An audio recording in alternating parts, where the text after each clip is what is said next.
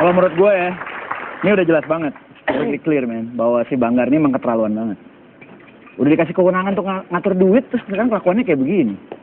Tapi ada satu kasus awal yang sebenarnya gue masih ingat nih tentang apa namanya Banggar ini. Oh ya? Ada kesaksiannya Waode Nurhayati dari fraksi PAN nih, lihat ya cuplikannya nih. Pengen lihat gue, penasaran. Bagian pimpinan tuh maksudnya ada jatah tertentu yang memang dimiliki oleh pimpinan Badan Anggaran. Kalau soal jatah sih saya tidak masuk ke sana Mbak. Tapi yang pasti ada prosedural yang dilanggar itu iya.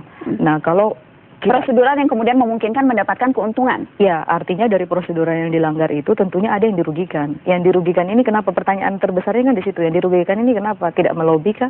Atau bahkan tidak membayar kah? Kan di situ. Kasarnya ke sana.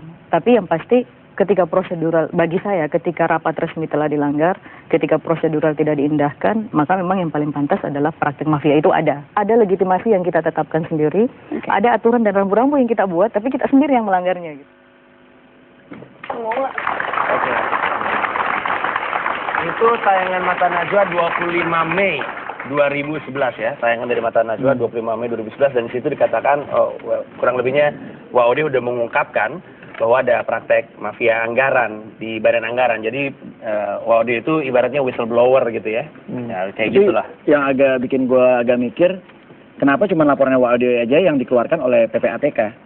Yang ada sejumlah transaksi mencurigakan itu ya, ya, jadi di rilis statementnya dia itu dipublish. Gue curiganya ini sengaja untuk menempatkan Waode di posisi yang enak gitu, karena di blow up sehingga dia akhirnya jadi takut untuk ngapa-ngapain. Dan juga jadi kasusnya kayak dilokalisir hanya di situ. Hanya di situ. Padahal belakangnya masih nggak tahu lagi dia ada apa gitu. Gimana tuh? Soal Waode atau soal apa? Soal Waode juga soal indikasi ini apa ya, lokalisir. Tapi sebetulnya begini, kalau cerita soal permainan anggaran ini sebetulnya tidak hanya di Banggar. Karena tadi saya bilang ini cinta segitiga kok. Nggak akan terjadi praktik cinta segitiga itu kalau hanya satu orang yang main. Jadi tiga-tiganya bermain sehingga lolos. Tiga-tiganya adalah Banggar? Ya, mulai dari kementerian lembaga, komisi, lalu Banggar. Pengusaha sama pengusaha. Tentu pengusaha yang berinisiatif. Jadi ada dua jenis anggaran yang dimainkan. Pertama, anggaran kementerian lembaga. Ini mekanisme pembahasannya rancangan dari pemerintah dibahas oleh komisi-komisi, begitu lalu kemudian dari komisi-komisi nanti akan disinkronisasi di Banggar. Anggaran yang kedua itu yang disebut sebagai dana penyesuaian. Nah, dana penyesuaian ini yang seringkali bermasalah karena itu langsung ya otoritasnya penuh ada di Badan Anggaran. Nah, kasus yang terjadi dengan Kemenaker Trans itu adalah dana penyesuaian. Itu langsung diputuskan oleh Banggar, gitu ya. Dan itu yang diperiksa oleh KPK sekarang. Gitu. Jadi ada dua jenis anggaran. Nah, berarti praktek pertama kali. Saya potong sedikit. Berarti kurang lebihnya tadi Mas sudah mengindikasikan bahwa prakteknya jelas. Yang mempraktekkan ini ada dari DPR, pengusaha dan dari pemerintahan. Ya. Jadi jelas ya pemerintah juga kotor di sini ya. Oh iya. Dan DPR ya. Gitu. Jadi kalau mau buka praktik mafia anggaran ini, jangan cuma buka di DPR. Ini pemerintah juga harus dibuka. Kalau mau mengawasi perencanaan anggaran itu mulai dari pemerintah. Karena masuknya ya usulan anggaran itu dari pemerintah gitu. Lalu kemudian setelah diputuskan akan kembali lagi ke pemerintah karena mereka yang mengeksekusi anggaran. Jadi ini titik-titik inilah yang sangat rawan, itu satu poin. Poin yang lain begini. Kita selalu bicara soal proses pembahasan yang transparan. Saya selalu mengatakan, mau 100 orang mengawasi DPR ketika mereka sedang membahas anggaran, kita tidak akan tahu ada terjadi permainan atau tidak. Gitu loh. Karena deal itu bukan terjadi pada saat pembahasan. Deal itu sudah jauh di belakang. Jauh ya. Gitu juga proses permainan tender. Tender itu seringkali menjadi formalitas. Karena sudah ditentukan siapa pemainnya, lalu siapa yang mengerjakan. Itu sudah diatur.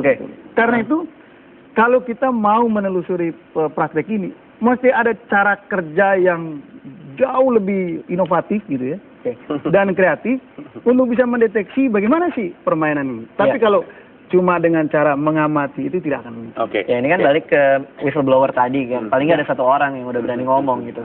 Dan setelah pernyataan Waode itu kan pimpinan-pimpinan Banggar juga udah mulai diperiksa sama KPK. Ada yang dipanggil tuh nama-namanya, ada Tamsil Lindrung dan kawan-kawan gitu kan ya. Ini yang keterlaluan. Loh, apalagi? Apaan sih nih? Bang Garam diam diam. Masih ada. Gak sopan panggil-panggil orang buat diperiksa. Ganggu orang sedang kerja aja. Kalau mau periksa, datang ke DPR dong. Ya, gini.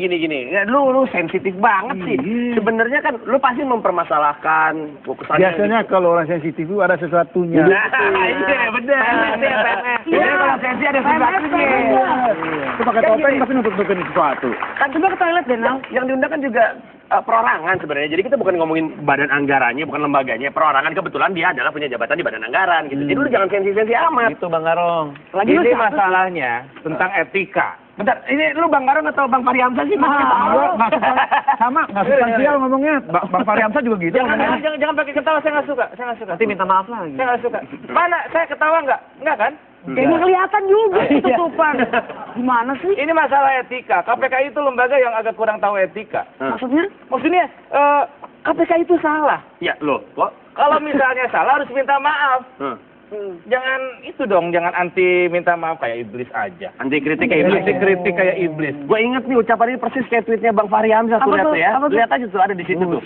Kalau memang salah minta maaf, jangan anti kritik seperti iblis. Oh, ngeri banget ya Fahri Hamzah bilang KPK kayak iblis. Fahri Hamzah posisinya Wakil Komisi 3. Ketua Komisi 3. DPR dari PKS. Maaf. Kalau DPR lagi nyamain KPK sama iblis, nah mereka sendiri apa dong? Ya biarkan itu menjadi mekanisme mereka untuk menyelesaikan. Tapi begini, ya kalau bicara soal tadi pemanggilan, jadi KPK itu memang mereka dimandatkan oleh undang-undang ya untuk memberantas korupsi di Indonesia. Jadi siapapun yang dicurigai oleh oleh KPK ini terlibat, siapapun dia, tanpa pandang bulu apakah dia DPR, apakah presiden, apakah menteri. Pokoknya ada indikasi yang kuat menurut KPK dipanggil. Oke. Akan diskriminasi. Jadi ya itu poin yang sangat penting. Ini penting karena kalau misalkan misalnya Banggar benar-benar mogok itu parah jadinya. Nggak ada yang jalan. Ini ada satu hal yang gue pengen tunjukin sama si Bang Garong nih. Gue pengen tunjukin sesuatu. Perhatiin baik-baik ya Bang Garong. Gue mau ngasih lihat sebuah grafis yang penting untuk lo. Kewenangan plus monopoli minus transparansi dan akuntabilitas sama dengan korupsi. Perhatiin baik-baik ya. Artinya, kalau misalkan lu pengen kewenangan yang gede, ya lu mesti transparannya juga. Kalau misalkan transparansinya mau lu hilangin, ya berarti kewenangannya juga mesti direndahin. Ini perhatiin baik-baik. Ini adalah jurus yang paling benar ya, kewenangan ke formula. Mungkin maksudnya. Rumus. Jurus emang kumpul. Saya kewenangan plus monopoli minus transparansi dan akuntabilitas sama dengan korupsi. Ini yang mesti dijaga. Tepuk tangan untuk masing-masing yang salah. Terima kasih banyak. Mohon maaf waktunya nggak begitu panjang. Lu mau ngomong apa sekarang? Gue cuma mau bilang, kalau dibilang tong kosong nyaring bunyinya, Bang Garong lagi pusing. Ketahuan belangnya. Tepuk tangan lagi untuk masing-masing yang salah. Thank you. Terima kasih banyak. Thank you. Terima kasih banyak. Thank you semuanya. Tepuk tangan dulu. Kenapa nggak ada ini? Banyak kata di layar kaca, buat tingkahnya jadi berita, menjual diri demi sensasi. Tak ada karya demi prestasi. Di sini ini bukan di sini. Di sini ini bukan di sini.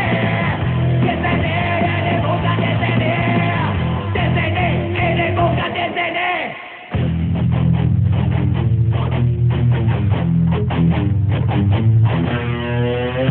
Gelap lidah jago retorika, hanya sayang semua tanpa logika. Kau wakili rakyat yang mana? Mohon maaf kami tak